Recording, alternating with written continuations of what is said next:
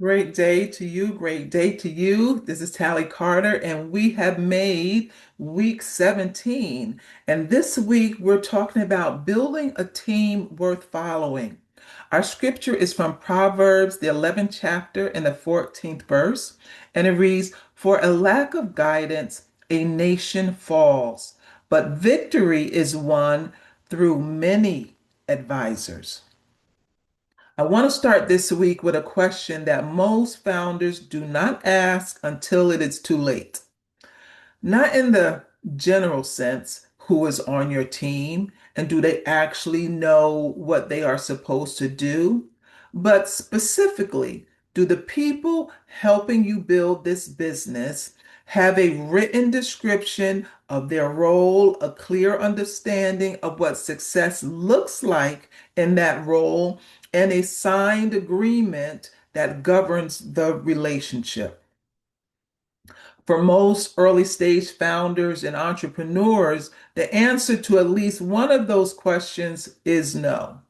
And in many cases, the answer to all three is no, because the team was assembled relationally and with good intentions and a shared vision. And the assumption was that that shared vision was enough to hold it together. It is not. Vision holds people together emotionally. Structure holds the relationship together legally, operationally, and practically, especially when emotions shift. And it always shifts at some point in the building season. Building a team worth following begins long before you have a team large enough to need a management strategy. It begins the moment you bring another human being into your mission in any capacity. And it is established not by the strength of your leadership presence, but by the clarity of what you have agreed to do together. Now, this scripture, Proverbs 11 and 14, is usually applied to the leader's need for counsel, and that is true. But let's read it from the other direction today. The people around a leader, meaning the advisors, the team, the contributors, those people are what determine whether a mission succeeds or fails. Victory is won through many advisors. And that word through is doing more than you think. The victory does not belong only to the leader. Victory is produced through the counsel, the capacity, and the contribution of the people around the leader, which means who you bring into your mission and how you structure those relationships is not a secondary concern. It is actually a primary one. Leadership creates the culture before a system does. And what I mean by that is this: before you ever have a documented process, an employee manual, standard operating procedures, or even a formal team structure, the people around you are learning how to operate by watching you. They are learning whether deadlines are real or merely suggestions. They're learning whether agreements mean what they say or whether your word is your word. They're also learning whether this organization treats people with dignity as it claims that it values. You, the visionary, the leader, the founder, you are the one who's always setting the culture. The question is whether you're setting it with intention. Now, at the first place that intention is tested is how you structure and document your team and relationships, preferably, prayerfully, before conflicts actually arise, before the expectations of people start to splinter and diverge, before someone feels misled about what they signed up for. So this applies to a business, this applies to an outreach mission, and this applies to nonprofits. Now, not everyone helping you build your business is a team. Some of them are a group.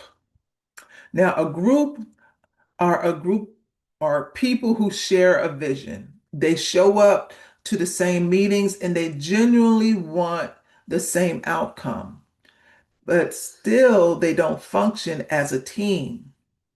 And the difference is structure.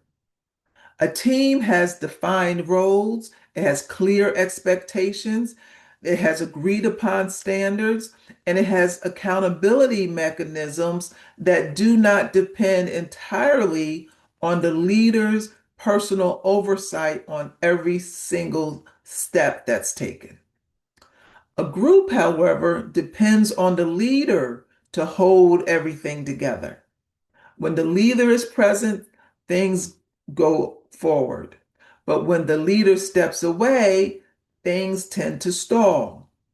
So the founder becomes the connected tissue between every person and every function, which means the business cannot grow faster than what the founder can personally manage. So that's not a team problem, that's a structure problem.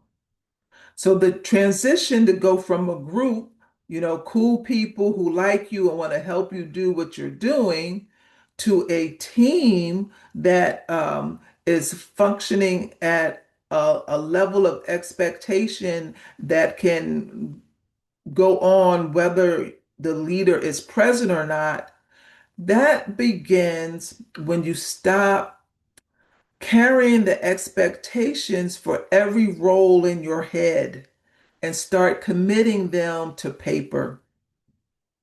When the standard is written, it's something about when things are written that it's no longer dependent on your presence to be applied. People, when you write the vision, people can pick it up and run with it. So when you write your roles with definition, the people filling that role knows what they're accountable for without needing to come ask you, the leader, every time. Now, when the agreement is signed, both parties have a reference point for the relationship that doesn't rely only on memory and goodwill alone. That transition from being a group to being a team is what allows a leader to lead rather than just manage. It allows that founder to direct the mission rather than personally execute every single element of the mission. So I want to say something about the order of things because I think it matters for where most of you are right now in your business launch.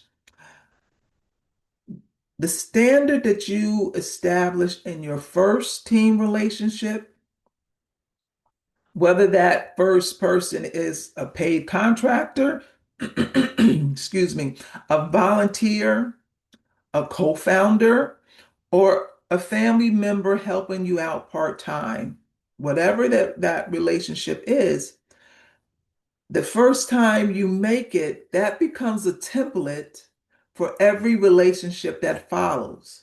So design with intention. If you bring your first helper on without a written agreement because you don't want to you don't want to rock the boat. The relationship feels like already close, and the conversation that you all have been having is going well. You have established, basically by doing it that way, that written agreements are optional in your organization. And now every subsequent team member that you bring on will read that signal, and whether intentional or not, they will recognize how you are operating. Now, if you bring in your first helper with a clear scope of work, defined deliverables, and a signed agreement, even a simple one, even for a small organization, you have established that this is how we do things here. Clarity is the standard. Documentation becomes the norm, and expectations are written, not just assumed. Now, the second culture is infinitely easier to sustain than the first one. Having loosey-goosey relationships because someone's your girl, that's hard to maintain. But having defined roles and accountability measures for people who are helping you, working with you, collaborating with you, contributing to you, that actually is sustainable because culture, once set informally, loosey-goosey, it is extraordinarily difficult to then try to make it more formal. Trying to introduce documentation and structure into a team that was built on informalities and assumptions. When you try to bring in a structure, it always creates friction. And that's because people will interpret this new structure that you're trying to implement as there must be something wrong, and trust starts to actually break down. And they don't see it as an upgrade in professionalism. They see it as, I thought we were cool, and now something is off. So it just creates a bad scenario. So what you want to do, you want to build the standard of how you operate at the very first person that you bring into the organization. And then every relationship that you bring on subsequently will follow what you have established. It will inherit the culture that you set up. So respect your friend, respect your family member, and respect your business enough to say, I don't want there to be any misunderstandings. Here is our paperwork. Here's the job description. Here's an agreement. Here's our company mission. Make it plain from the beginning that this is the way you carry on your business. Now, let me close on with something this week that the title the, is actually pointing towards, because I have spent most of this particular talk talking about structure, and structure is good, but structure without a soul is not what I'm advocating.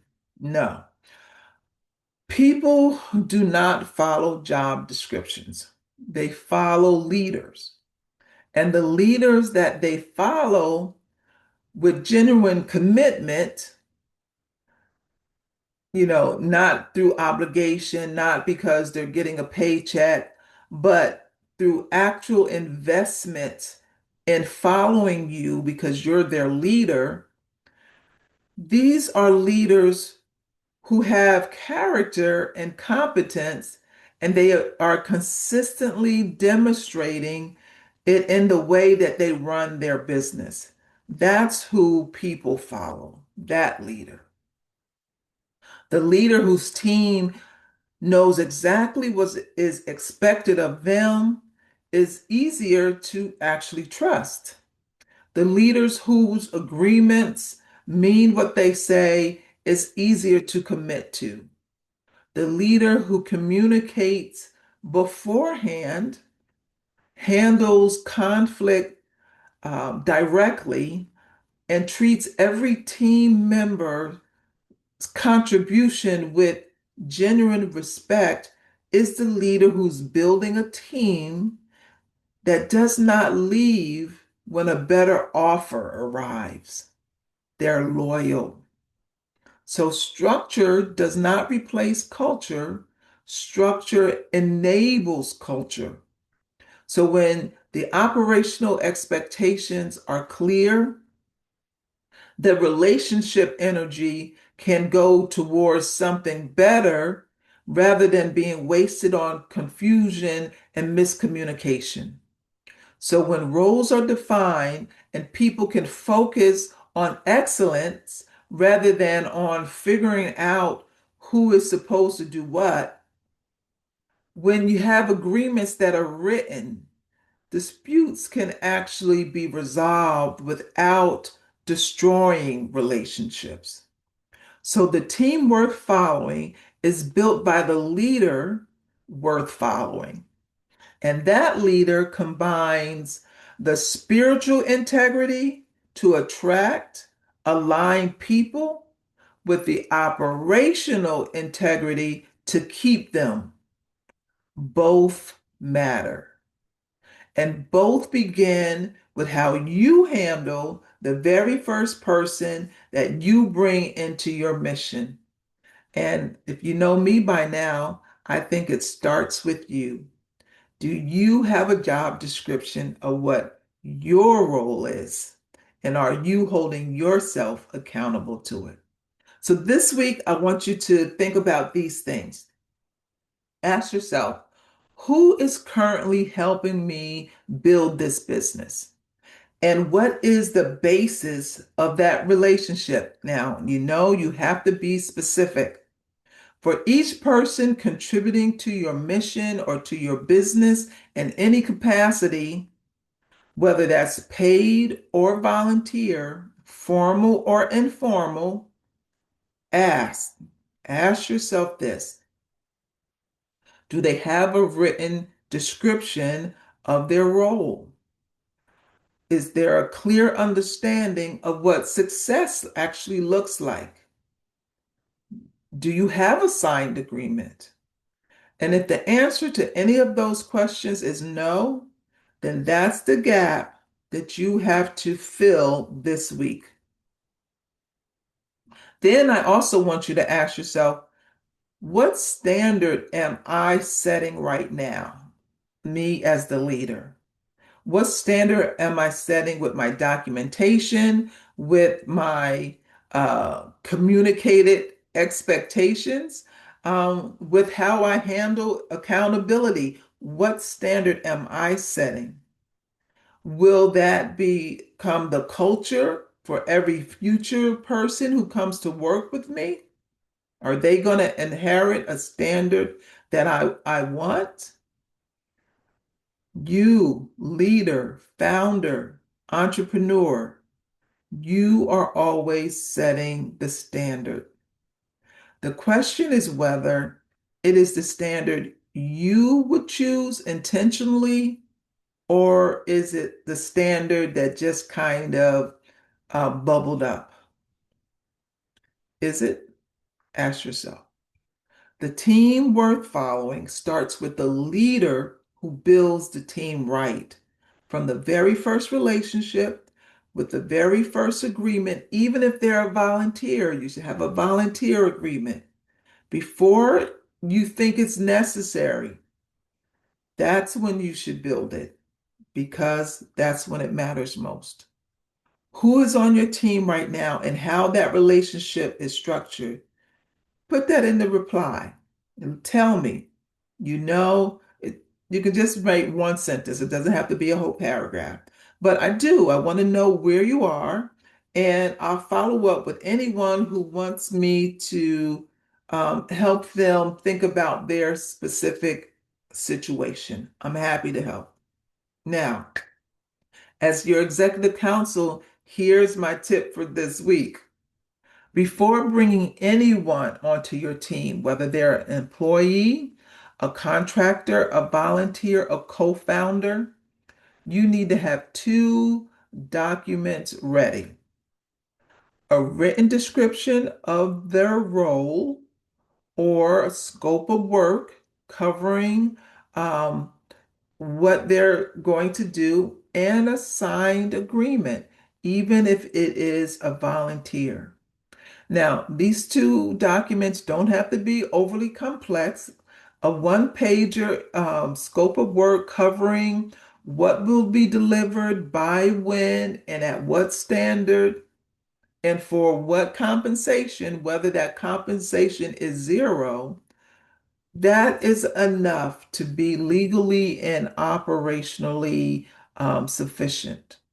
Now, a signed agreement, even if it's a simple service agreement or a letter of engagement, gives both parties, you and this other person, a reference point that does not depend on the memory or some conversation that you had about when that perceived expectation doesn't get met. Verbal arrangements, I am telling you, only create disputes. Written agreements create clarity. The relationship you begin without documentation is a relationship most likely not to end well. And the ending of an undocumented relationship is always messier and always more expensive than if you took the time and had the courage to deal with them professionally from the jump. Okay. Now, my second tip for this week, and this is important because most founders and entrepreneurs and leaders get in trouble with this one all the time. Worker classification is actively pursued by the IRS, the Department of Employment, because it's a compliance issue. And it's also one that is most likely to cause the most damage in an organization. There are financial consequences if you don't classify someone working with you properly. There is a huge distinction between someone who is an independent contractor and someone who is an employee. And it is not based on what you call them or what you both agree is the compensation. That's not how classification is determined. It's determined by the nature of the working relationship. And it's evaluated, the IRS has a criteria that is evaluated against. And it includes the control you have over the person, how you exercise it, when you exercise it, where the work is done. So it's more involved with I'm going to pay you as an independent contractor and you're responsible for your own taxes. So misclassifying someone as an independent contractor when in actuality they are an employee, that is going to be a huge financial penalty. If you're doing it because you think you want to avoid payroll taxes and you want to avoid the headache of the record keeping for employees, you are only shooting yourself in the foot because when it's found out, it's discovered that an independent contractor is actually an employee and you will be evaluated. They will evaluate your records. when someone is misclassified, there are back taxes, there are penalties, and it only compounds. And so before you bring your first paid helper on, really go through the classification criteria to make sure that you have appropriately classified whether someone is an employee and whether someone is actually an independent contractor. And so you can go on irs.gov, you can talk to your Department of Labor, and there's guidance on how to sort this out. But either way, you absolutely must do this when you start paying someone for working in your business. Absolutely must do. All right, so that's my tip for this week. Please, I hope that you will take them to heart and implement them where appropriate. And then next week, we're going to talk about money. Money, money, money, money. Yes, money is actually a ministry tool. And so we're going to talk about how you handle revenue as a spiritual testimony. Yes, look forward to next week. We're going to talk about what a kingdom financial system actually looks like, and how to implement the structure to make those kinds of decisions. So money is a ministry tool. Do your homework, leave me a comment, and we'll see you next week.